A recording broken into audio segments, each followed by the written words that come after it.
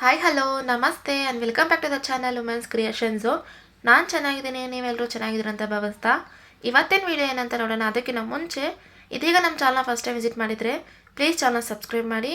ಹಾಗೆಯೇ ವಿಡಿಯೋನ ಕೊನೆವರೆಗೂ ನೋಡಿ. ನಿಮ್ಗೆ ಇಷ್ಟ ಆಗಿದೆ ಲೈಕ್ ಶೇರ್ ಸಬ್ಸ್ಕ್ರೈಬ್ ಮಾಡೋದನ್ನ ಮರಿಬೇಡಿ ಗೈಸ್. ಇವತ್ತೊಂದು ಹೊಸ ವಿಡಿಯೋ ನೋಡೋಣ. ಅಂದರೆ ಆ್ಯಸ್ ಯೂಶುವಲ್ ನಾವು ಕುಚ್ಚುನೇ ಮಾಡ್ತಾಯಿದ್ವು, ಬಟ್ ಇವತ್ತು ಸ್ವಲ್ಪ ಡಿಫ್ರೆಂಟ್ ಆಗಿರಲಿ ಅಂತ ನಾವು ಇವತ್ತು ಡಿಫ್ರೆಂಟ್ ವಿಡಿಯೋ ಅನ್ನೋದನ್ನ ಮಾಡ್ತಾ ಇದ್ದೀವಿ. ಸೊ ಇದು ಫಸ್ಟ್ ವಿಡಿಯೋ ನಮ್ಮದು ಡಿಫ್ರೆಂಟ್ ವಿಡಿಯೋ ಅಲ್ಲಿ. ಸೊ ಸಪೋರ್ಟ್ ಮಾಡಿ. ಹಾಗೆ ನನಗೊಂದು ಸ್ಮಾಲ್ ಐಡಿಯಾ ಇದೆ, ಅಂದರೆ ಇಂಪ್ಲಿಮೆಂಟ್ ಮಾಡೋದಕ್ಕೆ ಸ್ವಲ್ಪ ದಿನ ತಗೊಳುತ್ತೆ. ಸೊ ನಿಮ್ಮ ಸಪೋರ್ಟ್ ಬೆಂಬಲ ಇತ್ತು ಅಂದರೆ ಖಂಡಿತ ಮಾಡ್ಬೋದು. ಅದು ನಾನು ಮುಂದಕ್ಕೆ ಅಪ್ಡೇಟ್ ಮಾಡ್ತೀನಿ. ಸೊ ಇವತ್ತಿನ ವಿಡಿಯೋ ಏನು ಅಂದರೆ ನಾವು ಒಂದು ಸಿಲ್ಕ್ ಥ್ರೆಡ್ ಬ್ಯಾಂಗಲ್ ಅನ್ನೋದನ್ನ ಮಾಡೋಣ. ಅದು ಕೂಡ ತುಂಬ ಬೇಸಿಕ್ ಮೆಟೀರಿಯಲಿಂದ ನಾವು ಮಾಡ್ತಾ ಇದ್ದೀವಿ, ಯಾವುದೇ ಥರಂಥ ಖರ್ಚು ಅನ್ನೋದು ಇಲ್ದಿರ. ಸೊ ಹೇಗೆ ಮಾಡೋದು ಅಂತ ನಾನು ನಿಮಗೆ ಇವತ್ತು ತೋರಿಸ್ಕೊಂಡು ಕೊಡ್ತೀನಿ. ಆಲ್ರೆಡಿ ಈ ಥರ ವೀಡಿಯೋಸ್ ತುಂಬ ಅಪ್ಲೋಡ್ ಆಗಿರುತ್ತೆ. ಸೊ ಇದು ನಮ್ಮ ಚಾನಲ್ನ ಫಸ್ಟ್ ವಿಡಿಯೋ. ಅಂದರೆ ಸಿಲ್ಕ್ ಥ್ರೆಡ್ ಬ್ಯಾಂಗಲ್ಸ್ ಆಗಲಿ, ಜ್ಯುವೆಲ್ಲರಿ ಮೇಕಿಂಗ್ ಆಗಲಿ ನಮ್ಮ ಕ್ಯಾಟಗರಿಯಲ್ಲಿ ಇರೋದೇ, ಬಟ್ ಇದು ಫಸ್ಟ್ ವಿಡಿಯೋ ಆಗಿದೆ. ಸೊ ಅದಕ್ಕೆ ಅಂತ ನಾನು ವೇಸ್ಟ್ ಬ್ಯಾಂಗಲ್ಸು, ಯಾವುದೇ ಇನ್ವೆಸ್ಟ್ಮೆಂಟ್ ಅನ್ನೋದನ್ನ ಮಾಡಿದ್ರೆ ವೇಸ್ಟ್ ಬ್ಯಾಂಗಲ್ಸ್ ನಮ್ಮ ಹತ್ರ ಏನಿದೆಯೋ, ಅಂದರೆ ಈ ಥರ ಬಳೆಗಳು ನಮ್ಮ ಮನೇಲಿ ಆ್ಯಸ್ ಯೂಶುವಲ್ ಇರ್ತಾವಲ್ಲ, ಸೊ ಅದನ್ನು ಗಾಜಿನ ಬಳೆಗಳು ಅಂತೀವಿ ಇದನ್ನು. ಸೊ ಅದನ್ನು ಬಂದುಬಿಟ್ಟು ನಾನು 2 ಬ್ಯಾಂಗಲನ್ನು ತಗೊಂಡಿದ್ದೀನಿ. 2 ಬ್ಯಾಂಗಲ್ನ ನಾನು ಹೊಂದು ಮಾಡ್ತಾಯಿದ್ದೀನಿ. ಅಂದರೆ ಒಂದು ಸ್ವಲ್ಪ ಗ್ಲೂ ಹಾಕಿ ನಾವು ಈ ಥರ ಪೇಸ್ಟ್ ಮಾಡಿದ್ದೀವಿ ಅಂದರೆ ಅದು ನಮಗೆ ಬೇಕಾದಷ್ಟು ಎಷ್ಟು ಇಂಚ್ ಬೇಕೋ ಅಷ್ಟು ಇಂಚಿಗೆ ನಾವು ಈ ಥರ ನಾವು ಗ್ಲೂ ಅನ್ನೋದನ್ನ ಅಪ್ಲೈ ಮಾಡಿ 1 or 2 3 4 ಆ ಥರ ಎಷ್ಟು ಬೇಕಾದ್ರೂ ನಾವು ಅಟ್ಯಾಚ್ ಅನ್ನೋದನ್ನ ಮಾಡ್ಬೋದು. ಸೊ ನಾನು ಇದಕ್ಕೆ ಮೆಟೀರಿಯಲ್ ಅನ್ನೋದು ಇದೆ, ಅದನ್ನು ನಾನು ಬೇರೆ ಥರ ತೋರಿಸ್ತೀನಿ. ಆದರೆ ಇವತ್ತು ನಾವು ಸದ್ಯಕ್ಕೆ ನಮ್ಮ ಹತ್ರ ಇರೋ ಮೆಟೀರಿಯಲ್ ಇಟ್ಕೊಂಡು ನಾವು ಹೇಗೆ ಮಾಡಬಹುದು ಅನ್ನೋದು ನಾನು ನಿಮಗೆ ತೋರಿಸ್ಕೊಂಡ್ಕೊಡ್ತೀನಿ. ಹೇಳಿದ್ನಲ್ವ ತುಂಬ ಬೇಸಿಕ್ ಮೆಟೀರಿಯಲ್ ಅಂತ. ಸೊ ಈಗ ಗ್ಲೂ ಹಾಕಿದ್ದೀವಿ, ಸ್ವಲ್ಪ ಒಣಗಕ್ಕೆ ಬಿಡೋಣ ಇದನ್ನು.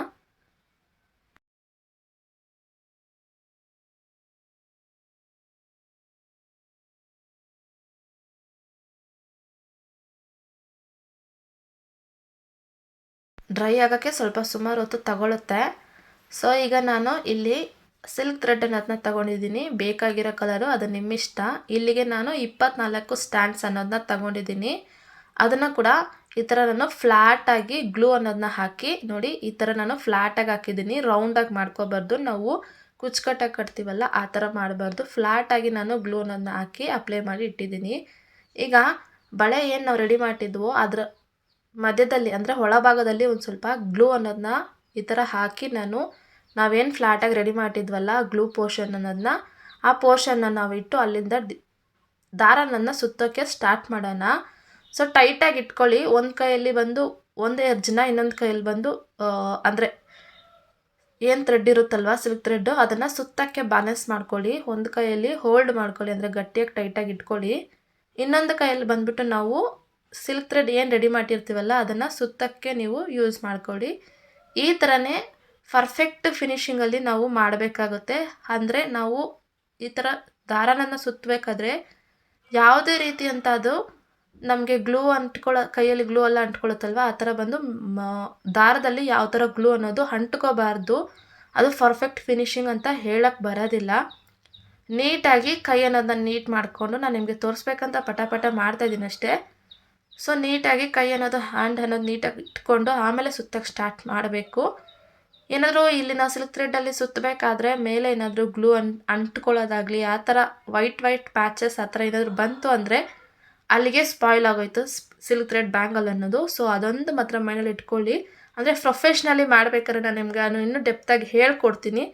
ಸದ್ಯಕ್ಕೆ ನಮ್ಮ ಹತ್ರ ಇರೋ ಮೆಟೀರಿಯಲ್ ನಾವು ಯೂಸ್ ಮಾಡ್ತಾ ಇದ್ದೀವಲ್ಲ, ಸೊ ಅಲ್ಲಿಂದ ನಾನು ನೋಡಿ ಬ್ಯಾಂಗಲ್ಗೆ ನಾನು ದಾರನನ್ನು ಸುತ್ತಾ ಇದ್ದೀನಿ. ಹೇಗೆ ಅಂತ ನೀವು ನೋಡ್ತಾ ಇದ್ದೀರಾ. ಒಂದು ಕೈಯಲ್ಲಿ ಬಂದು ನಾನು ಹೋಲ್ಡ್ ಮಾಡಿದ್ದೀನಿ, ಮತ್ತೊಂದು ಕೈಯಲ್ಲಿ ನಾನು ಯಾವ ಥರ ಫ್ಲ್ಯಾಟಾಗಿ ನಾನು ಗ್ಲೂ ಅನ್ನೋದನ್ನ ಪೇಸ್ಟ್ ಮಾಡಿದ್ನೋ ಅದೇ ರೀತಿಯೇ ನಾವು ಬ್ಯಾಂಗಲ್ಗೆ ದಾರನನ್ನು ಸುತ್ತಬೇಕಾಗುತ್ತೆ. ಆವಾಗ ಮಾತ್ರ ಎಲ್ಲ ಸೈಡಲ್ಲಿಂದನೂ ನಮಗೆ ಬ್ಯಾಂಗಲ್ ಅನ್ನೋದು ಕವರ್ ಆಗುತ್ತೆ.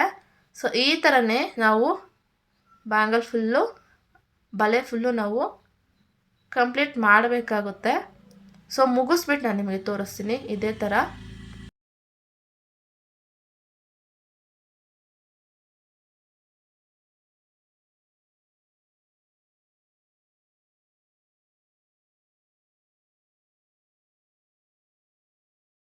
ಈಗ ನೋಡಿ ಬ್ಯಾಂಗಲ್ಸ್ ಫುಲ್ ಕಂಪ್ಲೀಟ್ ಆಗಿದೆ. ಅಂದರೆ ನಾವು ಸ್ಟಾರ್ಟ್ ಎಲ್ಲಿ ಮಾಡಿದ್ವು ಅಲ್ಲೇ ಎಂಡಿಂಗ್ ಬಂದಾಯಿತು. ಸೊ ಅಲ್ಲಿಗೆ ನಾನು ಅಂದರೆ ಒಳಭಾಗದಿಂದ ನಾನು ಸ್ವಲ್ಪ ಗ್ಲೂ ಅನ್ನೋದನ್ನ ಹಾಕಿ ಥ್ರೆಡ್ ಅನ್ನೋದನ್ನ ಈ ಥರ ಒಂದು ಕೈಯಲ್ಲಿ ನನ್ನ ಬ್ಯಾಲೆನ್ಸ್ ಮಾಡಿ ಇನ್ನೊಂದು ಕೈಯಲ್ಲಿ ನಾನು ಟ್ರಿಮ್ ಮಾಡ್ತಾಯಿದ್ದೀನಿ. ಸೊ ಈ ಥರ ಮಾಡಿದ್ಮೇಲೆ ನಾವೇನು ಕೈ ಇಟ್ಟಿದ್ವಲ್ಲ ಆ ಪ್ಲೇಸಿಂದ ನಾವು ಗ್ಲೂ ಅನ್ನೋದನ್ನ ಹಾಗೇ ಈ ಥರ ಸವರ್ ಬಿಡಬೇಕು. ಅಂದರೆ ಥ್ರೆಡ್ ಮೇಲೆ ಈ ಥರ ಪಾಸ್ ಆಗೋ ಥರ ಗ್ಲೂ ಅನ್ನೋದನ್ನ ಅಪ್ಲೈ ಮಾಡಿ ಬಿಡಬೇಕು.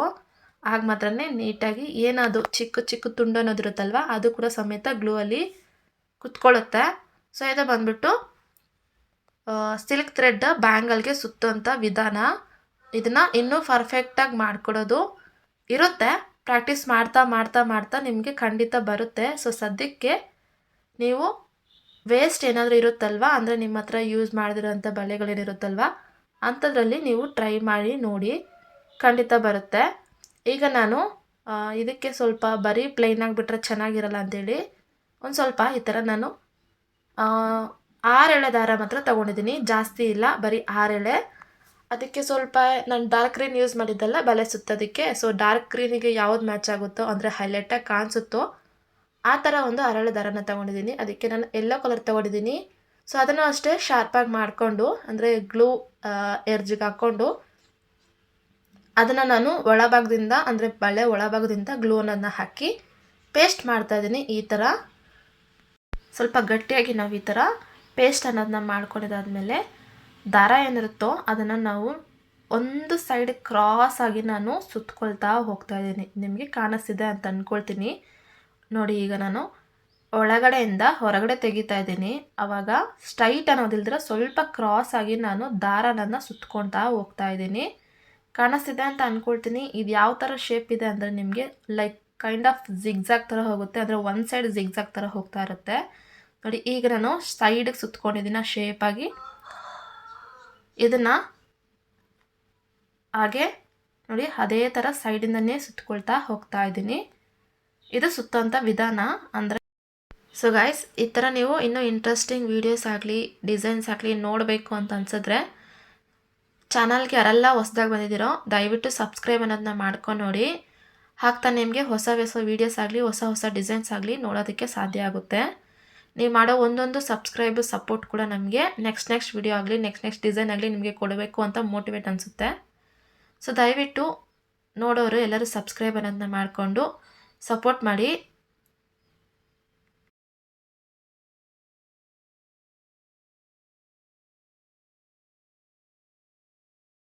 ಇದೇ ಥರ ನಾವು ಕ್ರಾಸ್ ಟೈಪಲ್ಲಿ ನಾವು ದಾರನನ್ನು ಸುತ್ಕೊಳ್ತಾ ಹೋಗೋಣ.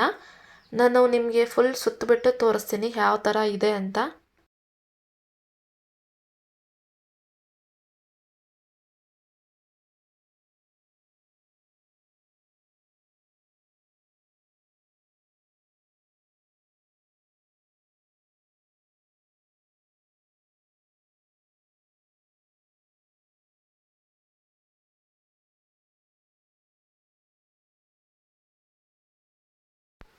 ನೀವು ನೋಡ್ತಾ ಇದ್ದೀರಾ ನಾನೀಗ ಕೊನೆಯಲ್ಲಿ ಎಂಡ್ ಮಾಡಿದೆ. ಸೊ ಗ್ಲೂ ಹಾಕ್ಕೊಂಡು ಹಾಗೇ ನೆಕ್ಸ್ಟ್ ಸೈಡಿಗೆ ಅಂದರೆ ಅಪೋಸಿಟ್ ಸೈಡಿಗೆ ಹಾಗೇ ಸುತ್ಕೊಳ್ತಾ ಇದ್ದೀನಿ. ಕಾಣಿಸ್ತದೆ ಅಂತ ಅಂದ್ಕೊಳ್ತೀನಿ. ಅಪೋಸಿಟ್ ಸೈಡ್ ಅಂದರೆ ನಾವೇನು ಸ್ಟಾರ್ಟಿಂಗಲ್ಲಿ ಅಂದರೆ ಫಸ್ಟ್ ಲೈನನ್ನು ಸುತ್ತಿದ್ವಲ್ಲ ಕ್ರಾಸ್ ಆಗಿ, ಈಗ ನಾನು ಸೆಕೆಂಡ್ ಟೈಮು ಸುತ್ತಬೇಕಾದ್ರೆ ಅದೇ ಕ್ರಾಸ್ ಆಗಿ ಇಟ್ಕೊಂಡು ಅಂದರೆ ನಾನು ಬಳೆ ಎರ್ಜಿದೆಯಲ್ಲ ಆ ಬಳೆ ಎರ್ಜಿಗೆ ತಾಗುತ್ತಾ ಅಂದರೆ ನಾನು ಫಸ್ಟ್ ಲೈನ್ ಮಾಡಿದ್ದಲ್ಲ ಆ ಲೈನ್ಗೂ ಸೆಕೆಂಡ್ ಲೈನ್ ಮಾಡ್ತಿರೋ ಲೈನ್ಗೂ ಎರ್ಜ್ ಅನ್ನೋದು ತಾಗಿಸ್ಕೊಂಡು ಕ್ರಾಸ್ ಟೈಪಲ್ಲಿ ಅಗೇನ್ ನಾನು ಈ ಒಂದು ಸೆಕೆಂಡ್ ಲೈನನ್ನು ಸುತ್ತಾ ಇದ್ದೀನಿ. ನೀವು ನೋಡ್ತಾ ಇದ್ದೀರಾ ಅಂದರೆ ಇದು ಒಂಥರ zigzag kind of zigzag. Second line zigzag ಅನ್ನೋದನ್ನ ನಾವು ಮಾಡ್ತಾ ಇದ್ದೀವಿ. ಅಂದರೆ ಈ ಕ್ರಾಸ್ಗೂ ಆ ಕ್ರಾಸ್ಗೂ ಆ ಥರ ನಾವು ಮಾಡ್ತಾ ಇದ್ದೀವಿ. ಸ್ಟಾರ್ಟಿಂಗಲ್ಲಿ ಅಂದರೆ ಫಸ್ಟ್ ಲೈನ್ ನಾವು ಏನು ಮಾಡಿದ್ವಲ್ಲ ಆ ಫಸ್ಟ್ ಲೈನು ಕೊನೆ ಎರ್ಜಿಗೆ ತಾಗೋ ಥರ ನಾವು ಸೆಕೆಂಡ್ ಲೈನನ್ನು ಸುತ್ಕೊಳ್ತಾ ಹೋಗ್ತಾ ಇದ್ದೀವಿ. ಅದೊಂಥರ ನಿಮಗೆ ಹೇಳ್ದಾಗೆ ಜಿಗ್ಜ್ಯಾಗ್ ಥರ ಹೋಗುತ್ತೆ. ಸೊ ಇದು ಒಂದು ಸೆಕೆಂಡ್ ಲೈನ್ ಆಗಿರುತ್ತೆ. ಸೊ ಸೆಕೆಂಡ್ ಲೈನು ಫುಲ್ ನಾನು ಹಾಗೆ ಮುಗಿಸ್ಬಿಟ್ಟು ನಿಮಗೆ ತೋರಿಸ್ಕೊಂಡು ಕೊಡ್ತೀನಿ.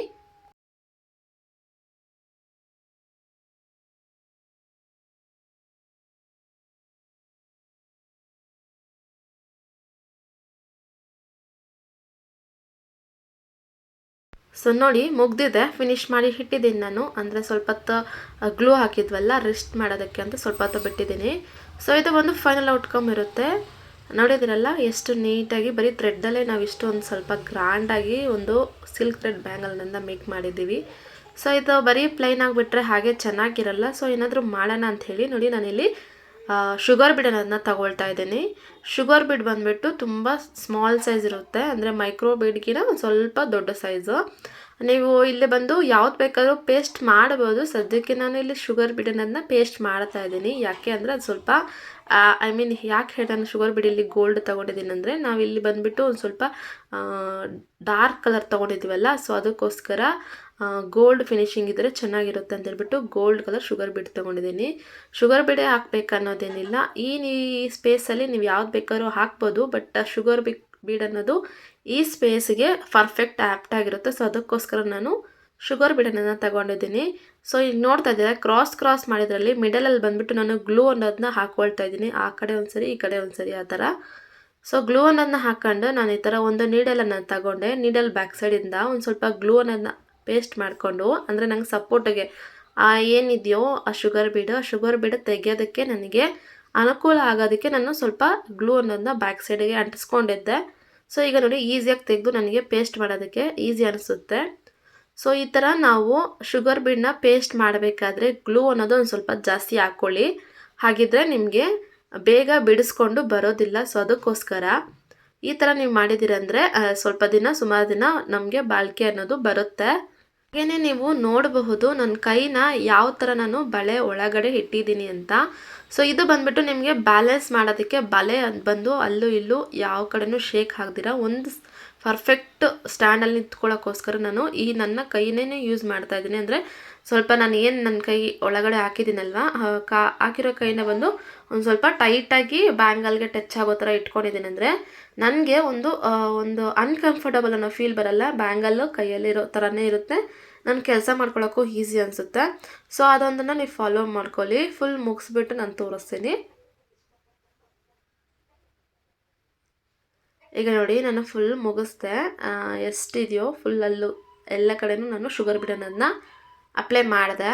ಈಗ ಇದರ ಜೊತೆಗೆ ನಾನು ಇನ್ನೊಂದು ಬಳೆ ಅನ್ನೋದನ್ನ ಮಾಡಿದ್ದೆ. ಅಂದರೆ ಒಂದು ಪೇರ್ಗೆ 2 ಬಳೆ ಅಲ್ವಾ, ಸೊ ಸಿಂಗಲ್ ಹಾಕ್ಕೊಳ್ಳೋಣ ಅಂತೇಳ್ಬಿಟ್ಟು ನಾನು 2 ಬಳೆ ಅನ್ನೋದನ್ನ ಆಲ್ರೆಡಿ ಒಂದು ರೆಡಿ ಮಾಡಿಟ್ಟಿದ್ದೆ. ಸೊ ಈಗ ನೋಡಿ ನನ್ನ ಕೈಯೆಲ್ಲ ಹಾಕಿ ತೋರಿಸ್ತೀನಿ. ಅಂದರೆ ಈಗಲೇ ಮಾಡಿದ್ದೀನಿ. ಒಂದು ಬಳೆನ ಗ್ಲೂ ಹಾಕಿ ಸ್ವಲ್ಪ ನಾವು ರೆಸ್ಟ್ ಮಾಡೋಕ್ಕೆ ಬಿಡಬೇಕಲ್ವಾ, ಸ್ವಲ್ಪ ಹುಷಾರಾಗಿ ಹಾಕ್ಕೊಳ್ಳಿ. ಅಂದರೆ ಮಾಡಿದ ತಕ್ಷಣ ಸ್ವಲ್ಪ ರೆಸ್ಟ್ ಮಾಡೋಕ್ಕೆ ಬಿಡಿ, ಇಲ್ಲಾಂದರೆ ಬೇಗ ಹಾಕಿದ್ದೀರಾ ತಕ್ಷಣವೇ ಅಂತ ಹೇಳಿದ್ರೆ ನಾವು ಏನು ಮಾಡಿದ್ದೀವೋ ಗ್ಲೂ ಅಂಟಿಸಿದ್ವೋ ಅದೆಲ್ಲ ಸ್ವಲ್ಪ ಬಿಚ್ಕೊಂಬರೋಕ್ಕೆ ಸಾಧ್ಯತೆ ಇರುತ್ತೆ. ಸೊ ಆದಷ್ಟು ನಿಧಾನಕ್ಕೆ ಅದಕ್ಕೆ ನಾನು ಹಾಕ್ತಾ ಇದ್ದೀನಿ. ನೀವು ಸ್ವಲ್ಪ 1 ಡೇ ಕೂಡ ರೆಸ್ಟ್ ಮಾಡಿಸಿ, ಅಂದರೆ ಇನ್ನೂ ಸ್ವಲ್ಪ ಗಟ್ಟಿ ಆಯಿತು ಅಂದರೆ ಬೇಗ ಅನ್ನೋದು ಏನು ಡ್ಯಾಮೇಜ್ ಆಗೋದಕ್ಕೆ ಆಗೋದಿಲ್ಲ. ಸೊ ಬಂದು ನೋಡಿದ್ರಲ್ಲ, ಇದು ಫೈನಲ್ ಔಟ್ಕಮ್ಮು. ಹಾಕಿದರೆ ಎಷ್ಟು ನೀಟಾಗಿ ರಾಯಲಾಗಿ ಕಾಣಿಸ್ತಿದೆ ತುಂಬ. ಅಂದರೆ ಒಂದು ಬಳೆ ಹಾಕಿದರೆ ಕೂಡ ನೀಟಾಗಿ ಇದೆ ಅಲ್ವಾ. ಸೊ ಇದು ಬಂದುಬಿಟ್ಟು ಫೈನಲ್ ಔಟ್ಕಮ್ ಗೈಸ್. ಇದೇ ಥರ ನಾವು ಬೇರೆ ಬೇರೆ ರೀತಿಯಲ್ಲಿ ಬೇರೆ ಬೇರೆ ಡಿಸೈನ್ ಅನ್ನೋದನ್ನ ಮಾಡಬಹುದು. ಇದು ಬೇಸಿಕ್, ಅಂದರೆ ಬರೀ ನಾನು ನಿಮಗೆ ಥ್ರೆಡ್ ಸುತ್ತೋದು ಮಾತ್ರ ಇವತ್ತು ಹೇಳ್ಕೊಂಡ್ಕೊಡೋಣ ಅಂದ್ಕೊಂಡಿದ್ದೆ. ಆದರೆ ಬರೀ ಪ್ಲೈನಾಗಿ ಥ್ರೆಡ್ ಸುತ್ತಿದ್ರೆ ಚೆನ್ನಾಗಿ ಕಾಣಿಸಲ್ಲ ಅನ್ನೋಕ್ಕೋಸ್ಕರ ನಿಮಗೆ ಈ ಒಂದು ಏನಿದೆಯೋ ನಾವು ಶುಗರ್ ಬೀಡ್ ಹಾಕಿದ್ವಲ್ಲ ಅದನ್ನು ಸ್ಟಿಕ್ ಮಾಡೋದು ಹೇಳ್ಕೊಟ್ಟಿದ್ದೀನಿ. ಇದೇ ಥರ ನೀವು ಯೂನಿಕ್ಕಾಗಿ ಟ್ರೈ ಮಾಡಬಹುದು. ನಾನು ಮತ್ತೆ ಅಪ್ಕಮಿಂಗ್ ವೀಡಿಯೋಸಲ್ಲಿ ತೋರಿಸ್ಕೊಂಡು ಕೊಡ್ತೀನಿ. ಸೊ ಗೈಸ್, ಇದು ಇವತ್ತಿನ ವಿಡಿಯೋ ಆಗಿದೆ. ನೋಡಿದ್ರಲ್ಲ ಎಷ್ಟು ನೀಟಾಗಿ ಆರಾಮಾಗಿ ನಾವು ಮನೇಲಿರೋ ಮೆಟೀರಿಯಲಲ್ಲಿ ನಮ್ಮ ಹತ್ರ ಏನಿದೆಯೋ ಅದರಲ್ಲಿ ನಾವು ಈ ಬಳೆ ಅನ್ನೋದನ್ನ ಮೇಕ್ ಮಾಡಿಟ್ಟಿದ್ದೀವಿ. ಸೊ ಹೋಪ್ ನಿಮ್ಗೆ ಇದು ಇಷ್ಟ ಆಗಿದೆ ಮತ್ತು ಯೂಸ್ಫುಲ್ ಆಗಿದೆ ಅಂತ ಅಂದ್ಕೊಳ್ತೀನಿ.